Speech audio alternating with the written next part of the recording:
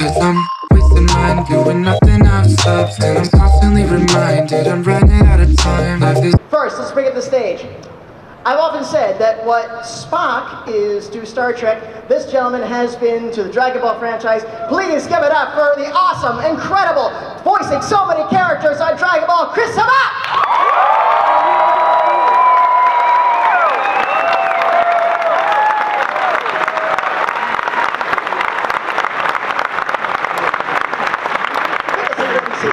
And of course, ladies and gentlemen, he is our Captain Kirk. He is Goku himself. Give it up for Schemmel!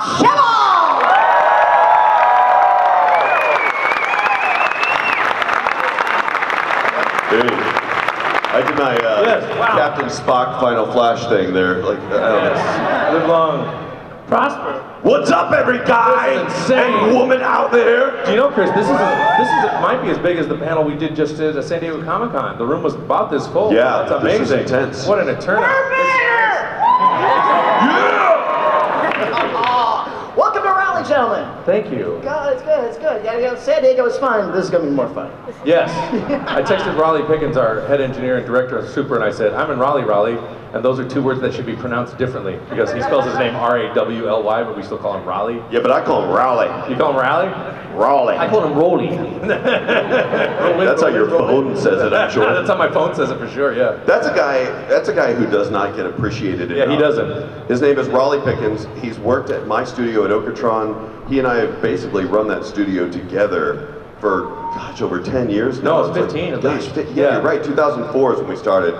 And he's been with me on almost every single Dragon Ball game and every single iteration of Kai and Super. And it got to the point where, you know, as I'm getting busier as an actor, as I'm getting more roles doing things, it's harder for me as a director on a show to stay in the booth all the time. Yeah. And it started with a little bit of like, hey, Raleigh, I know you're engineering this, but can you just like finish up the next 15 minutes while I go take a phone call? And then it became like, hey, will you do the next hour? And then it became like, hey, will you just finish the rest of the day while I go do the session? And eventually it got to the point where I'm like, why am I still pretending to be the director of the show when Raleigh is sitting there trying to hold it together? He directs me every week on Super. He has become an invaluable resource of knowledge. That guy knows. He's really turned into a really fine director on Super. And a lot of those really cool casting choices that are going on are his call as well. Like I love the voice of Dispo, I love the voice of Topo, or Top is what we call him now. We work together on a lot of the casting and stuff for the major characters, and that's one thing I love about him, because he still will like come to me and say, all right, who do we want to use for these people? But he's just done such an amazing job, and I couldn't have asked someone better to do it, because he's literally been with me for every single session for 15 years, and so I couldn't have asked for anyone better to take over. He knows everybody's quirks, like he knows everyone's thing. Force behind Dragon Ball Super in terms of our He's directed all of Dragon Ball Super so far, of and half of Kai for the most part. So yeah, and so we work with him every week. So even though he's not here, give a round of applause for Raleigh.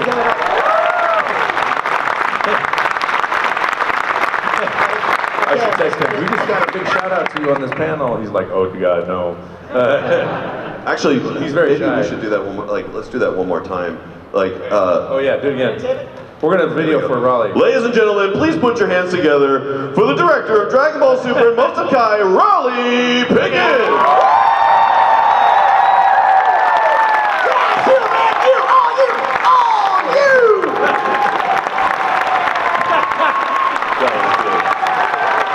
Gonna hate that. No, he's gonna love it. He's super modest. It's funny, you probably search him on the internet, you won't find a single he's very modest. entry. It's brilliant. I just open it up with that, I guess. All right, guys, thank you so much. That's great. The Raleigh Pickens Appreciation Panel is now over.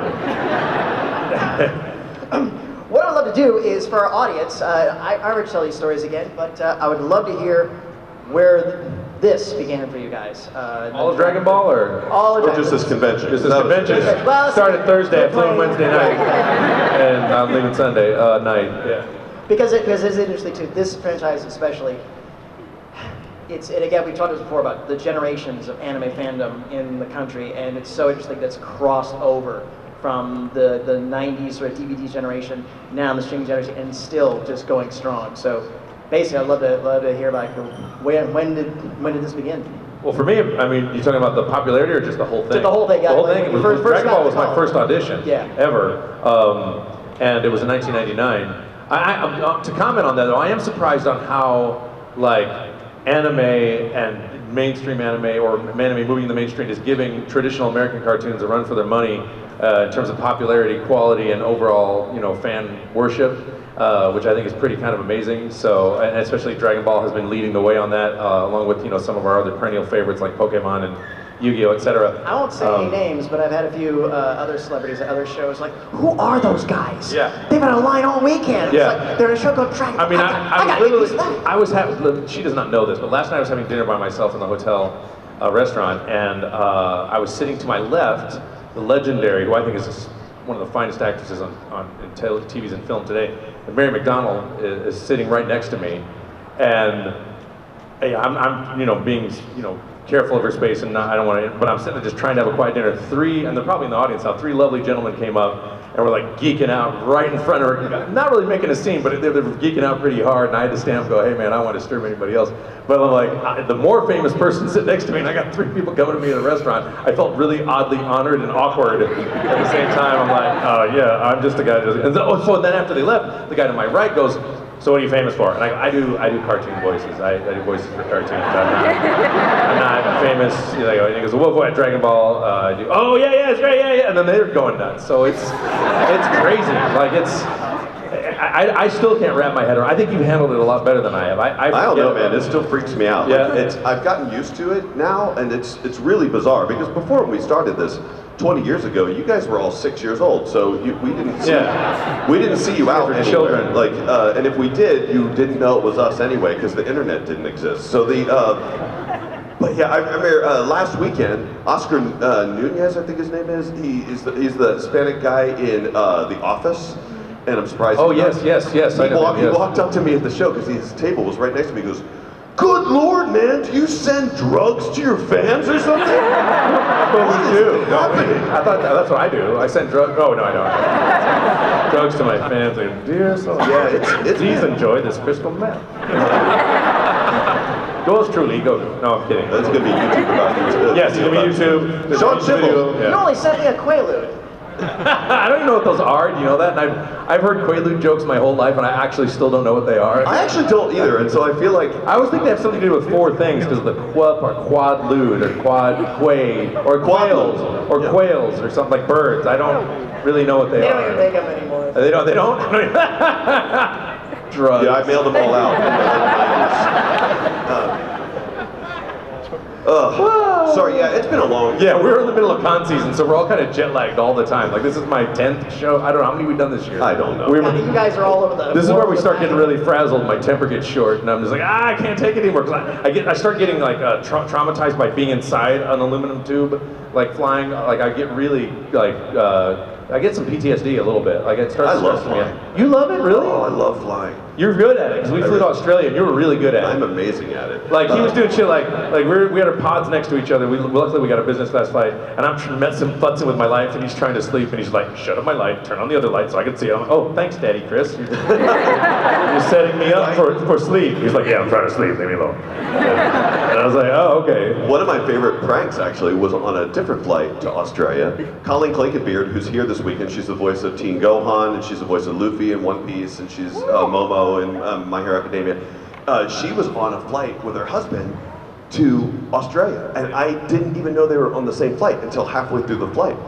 And so I love to prank people. He does. I really love to prank. Oh, he really loves it. I have a lot of stories about him. Pranked him good. This is probably a story you haven't heard. So I saw them, and they're literally sitting in my row. Just because it's an international flight, there were 11 people beside us because it was such a long plane. So they were way back on the other side. So I went up the aisle, and I went all the way up the aisle, and then I came back down this aisle where Colleen was sitting right on the edge of the aisle. And I brought a blanket with me, and I brought a shirt with me, and I brought some tissues that I got from the bathroom on the way. So I walk up, and then I go like this, and I've got the blanket in my arms, so she can't see me, and then I try and get in the overhead compartment right above her, and I'm leaning way into her space, and then as I'm leaning, it's getting super uncomfortable, then I start taking tissues and kind of throwing them over, and she's like, whoa, what the? And she's, Chris, what the hell? That's awesome. I never heard that story. That's fantastic. I'm gonna do this before it breaks. But yeah, I love pranking people. And it's great when you're on an international flight with someone. You know when you guys are on an international flight. You see somebody recognize. I haven't seen you since that party. Yeah, since the pod. I have smashed it. I wish they would just like international flights, like you could get into a cryogenic chamber. You will now be put to negative so many, and you just wake up and you're refreshed. You're there. That'd be so awesome. They would do that, and if it was like any other flight where I get to, like the first time I ever got upgraded to like business class or club class on it, I was so excited to be in that class. I'm like, whoa, it's gonna lay back seat. I can lay all the way back, but I was so excited to be in that seat that all I would do is just go up and down the seat the whole time. I never went to sleep. I just like, I want to soak all this in. I'm on a plane and doing this. So you guys, how many of you are interested, are any of you inspiring voice actors out here? Any of you? Okay. Here's the thing. Schemmel got the voice of Goku, despite the fact that he broke every single rule of auditioning for a show. Pretty much, because I come from a background in classical music. Of course, I broke a lot of those rules too. But yeah, go ahead though. I know you're going to tell the story. But it's really funny because Sean got the voice of Goku because he was just that good. Because I was so annoyed. Because every other thing about him at that time was like, man, I don't know if we should use this guy. But he called over and every day. Hey, did you guys cast it yet? I was like, no, we will call you. Let me know. This is how this works. I'm waiting. We don't call each person back to give them a personal apology that they didn't get the role. We will be calling you back. And then I call him finally to go, all right, this is Chris. I guess I know, I was about to call you. And he goes, well, you're the voice of Goku. And he goes, oh, really? Oh. So I thought my Captain Ginyu audition was really good. I killed the Captain Ginyu audition. So are you sure I can't be that instead? I'm like, no, trust me, I think you're gonna like it. Yeah, he said it. He didn't even tell me it was a lead role. He just said, I think you're gonna like this part. Because at the time when he auditioned, the show was already kind of in motion, and around the time when we were casting it, in all the audition sites, they were kind of based around the Gohan training in the woods part of Dragon Ball. So he looked at the show, he's like, I don't even know who Goku is. Yeah, I didn't really understand. And they didn't give us a lot of detail in the audition. They just said, do this, and this is the character, and there's the lines, but they didn't say who the characters were within that universe. And Chris and I were not friends, so it was like he called me up and said, hey buddy, I got some inside scoop for you. I didn't know him. The first time I met him was during my audition process. So, yet oddly enough though, he's younger than me, and we went to the same college like right after each other. Same university, and we majored in the same degree program. I used to see his brother outside of I used to see my brother outside of a bar. My brother liked to that sounded really weird, by the way. He used to drink a lot. He doesn't anymore. Mine doesn't involve Well, it is funny. I don't want to embarrass his brother, but his brother, like all of us when we're in college, or don't drink, it's bad for you, but like all of you who might have been in college and never drank before, sometimes you would drink too much, and his brother was one of them, and just more often than others, and I would see him like on my way home. I'm like, wait, that's your brother? That's the guy? But you didn't figure that out until like we were friends for years. We had dinner at IHOP and my brother showed up. You're like, wait, your brother is like the guy who gets drunk and dead. I mean, he doesn't anymore, and I love him dearly. He's a good guy, he's but super he's a really good guitar player, and he's quirky, and he probably will never see this video. He lives in his own hermit land. If I told him I was talking to him about a panel, he would be like mortified. I would never. He's very introverted, and I'm not. A video for him? That's with Brent, right? No, don't. No, and he would be really, like, he might get really, Let's see. like, don't, seriously. Ladies and gentlemen, put your hands together for Brent Schemmel! Yeah, Frank, that's all you, baby! It's all you! He's gonna freak out. Like, he's gonna flip out. My mom's gonna love it though, right? Oh, that's so nice. They did a little shout out for you, Brent, about your mom. My mom will randomly text me now. She'll say, I got a random text like at, 2 in the morning, or it was a really odd hour, and I saw when the timestamp was. She's like, okay, nap time for sick mom, because she's got some illness she's dealing with right now. Doctor's got her antiviral stuff. She said she'll just randomly tell me when she's going to a nap, like, okay, nap time for sick mom. I'm like, okay, mom, good. Like, why are you telling me you're going to a nap? Like, it was really strange. Yeah, I'm surprised she doesn't have a reminder on her phone. If I had met her, she would. Does anyone out there have a reminder for me on their phone? Yes. Who has a reminder from Chris? Yes. How many people have reminders for me? Chris likes to leave reminders on phones. Yes. Oh, wow, look at that. It's usually scratch your butt. How many of you have been scratching your butt every morning at 9 a.m. for a very long time? Because they'll put that in your phone when you're not looking forever. People will go to ask for a picture, and then as I turn around, I go, remind me to scratch my butt every morning at 9 a.m. And then I turn back around, and it's like, I've set a reminder for 9 a.m. every morning. Scratch your butt. So, oh, it's the best. And sometimes when I'm taking a picture with a kid or whatever, I'll say, is this your mom's phone? I'll go, yeah. And I'll go, remind me to scratch my butt every morning. This is our secret. Watch your mom freak out. She won't know how to turn this thing off. I'm never watching that show again. Well, wait, well, see, so this person was like, you have a reminder, but remember on the last panel you were telling me, and I didn't know this, how you decided to answer all your fan mail recently after 15 years, and you ended up sending written fan mail to somebody's grandma because they had grown up and moved out. Yeah. See, here's the thing. I said this last weekend, like, I am so allergic to the mailbox. Does anyone else have this problem? Like, I cannot mail anything. Like, I'm so glad that, like auto bill pay has happened, because I was always late on every bill, because I literally hate to go to the mailbox and put a letter in the mailbox. It just makes me angry. I forget about it, or I just don't do it. So for the longest time, I was getting, like, during the busiest time of Dragon Ball, we were getting tons of fan mail from kids. And that just was like a huge labor for me, because I, first of all, was really busy. Second of all, I'm like, this is really weird to get fan mail, and like, they're wanting me to like, write them back, or write, like, it's their class report, and they had to write me a letter or something like that, and I had to sign it and give it back. So I didn't do it, and I put it off, literally for 15 years. And then I felt super guilty, and so my wife and I, like, made a pact that we're gonna reply to all of that mail, like, it's my punishment for waiting that long. So I just started writing them out and started like sending them off, putting them back in the self-addressed stamp out. We had to add more postage. You had more postage? Yeah, because a lot of them were like 12 cents postage back in the day. And so, yeah, I saw a girl at a convention, she goes, why did you send an autographed picture of yourself to my grandmother? And I go, oh, well, did you ever write me a letter, like, some summer a long time ago? She's like, oh my gosh, when I was like 6. That's right, I didn't even know they mailed that letter. I'm like, yeah, well, you're welcome. 15 years later. That's fantastic. That is awesome. It's weird that we've been doing this for so long, though. It's been longer than 15 years. It's 20 years now. It's 20 years now, yeah, it's 20 years. And I don't feel like it's, the only thing that freaks me out is, like, my mother is, who I mentioned obviously, is 70, and we share the exact same birthday. We're exactly 20 years apart to the day. And I'm like, been on Dragon Ball for 20 years, and she's 20 years older than me, and it's like, and I'm 50, and I'm like, oh my God, next time I blink, I'm gonna be 70, and will I be able to scream?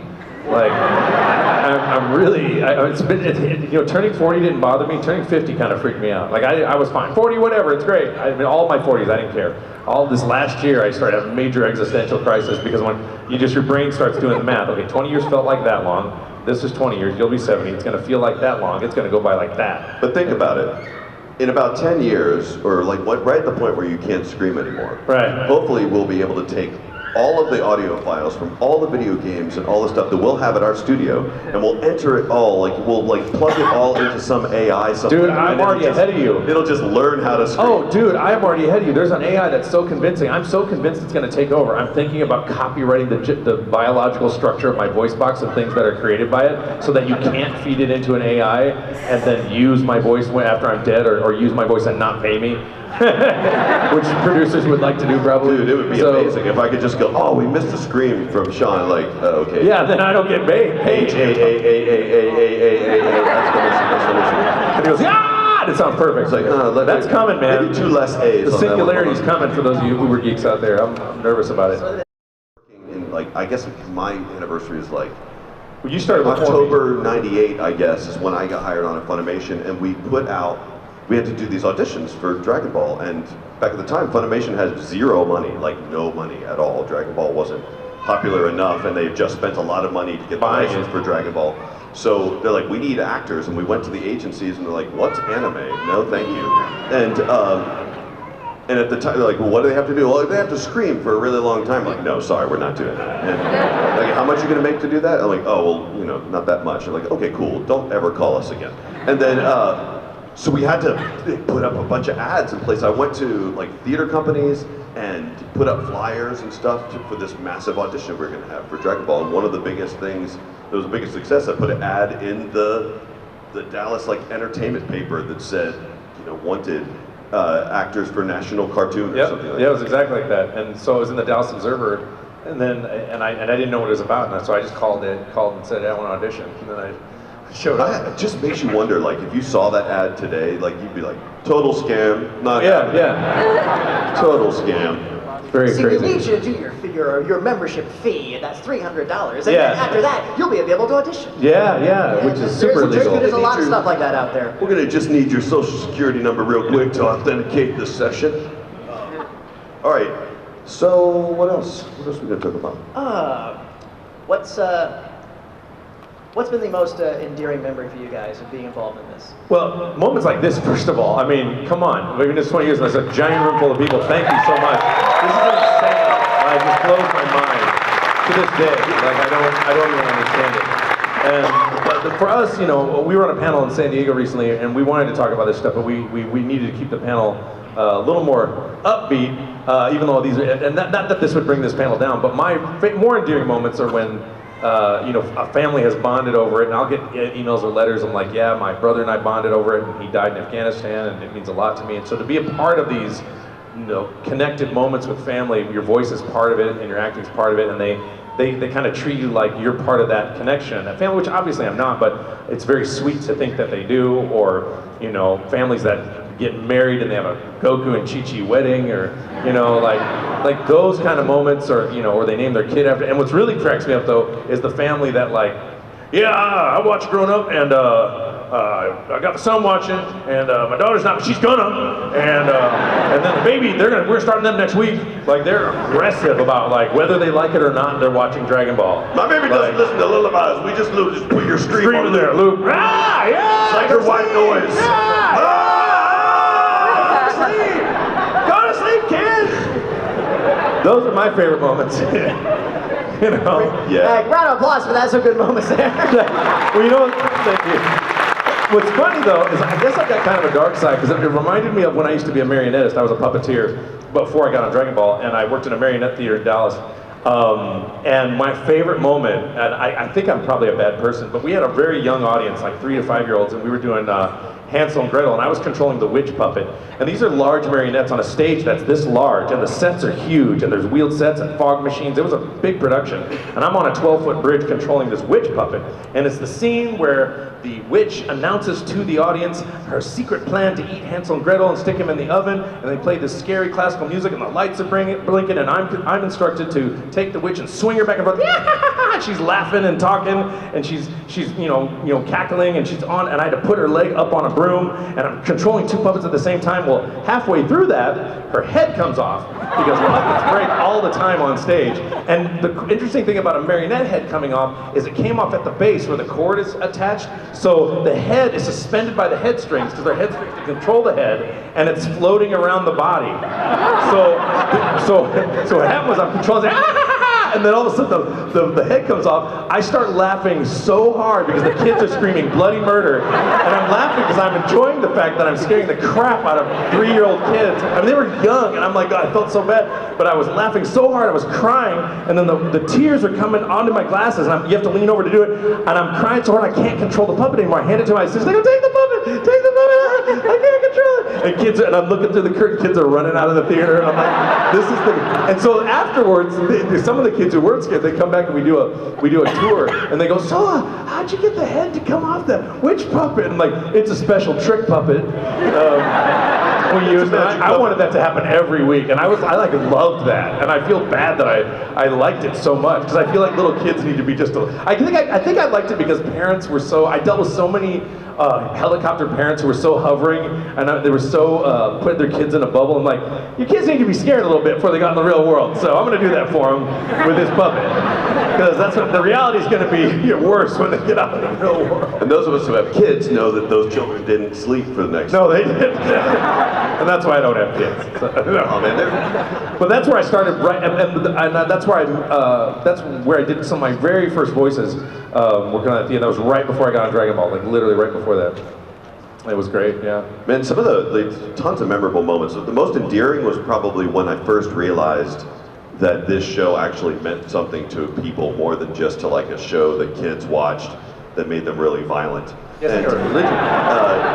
it took a while though, because we were so big, you're so busy working on it, and there's no internet, there was no Twitter, there was no, thank goodness, there was no Instagram, there was no, like, there weren't, a lot of social media didn't even exist then, the internet hardly existed. And the only people who had pages were people who were like smart enough to program them themselves. So there was no way of knowing kind of how all this affected people. We knew people knew it, but at the same time that we were starting to meet these fans that were coming up saying, hey, I ran home from school every day to watch the show. How many of you guys did that? Yeah. Yeah. Do we make you late? I hope so. Yeah. Or after school, before school, yeah. Yeah, we affected your grade point average. But people would say we ran home from school every day to watch this show. And right around the same time that we were starting to come to these conventions, and you were starting to come out more as older kids, like closer to now. At that same time, we started being acknowledged by the Japanese cast as well, and by the Japanese producers of the show. Yeah. And for the longest time, we were like, oh, we're just an American stamp. We're just the American version that exists kind of in a little bubble here, and no one cares about us outside of this. We're not the original voices, like the Japanese voices are the original ones. We always kind of placed ourselves on a pedestal below them.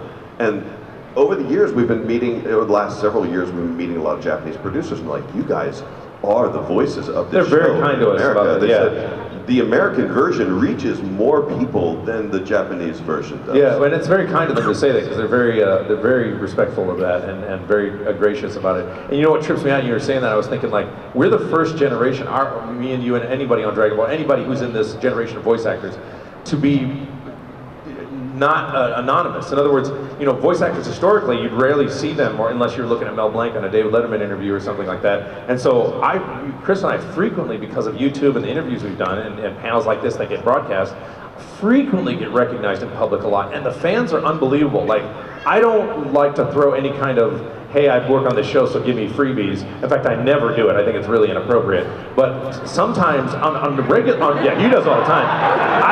I don't do that. And I don't judge you for doing it, because the way you do it's very cool, because you even got the president of T-Mobile to call you. But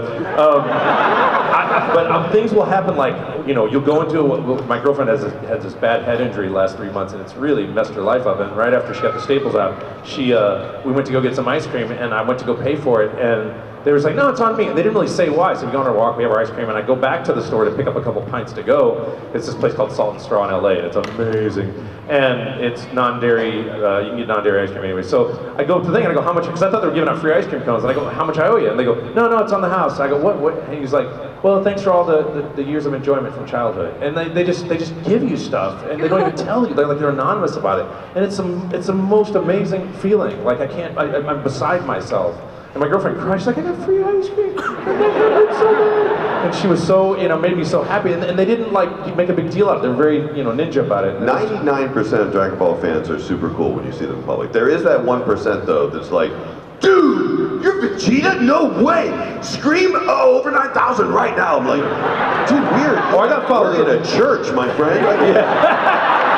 Jesus is over 9,000! You must worship him! It's like, we're in a hospital. I can't do that right here. Like, I wish, I wouldn't trade Vegeta for anything, but I do wish that all of his lines weren't like really angry, screaming lines. Anytime it's like, can you just do yeah, exactly like that. Hey, can you do just a Vegeta line real quick for me? I'm like, excuse me, waiter, this is a very quiet restaurant. And although, I wouldn't mind another glass of scotch. I'm just kidding.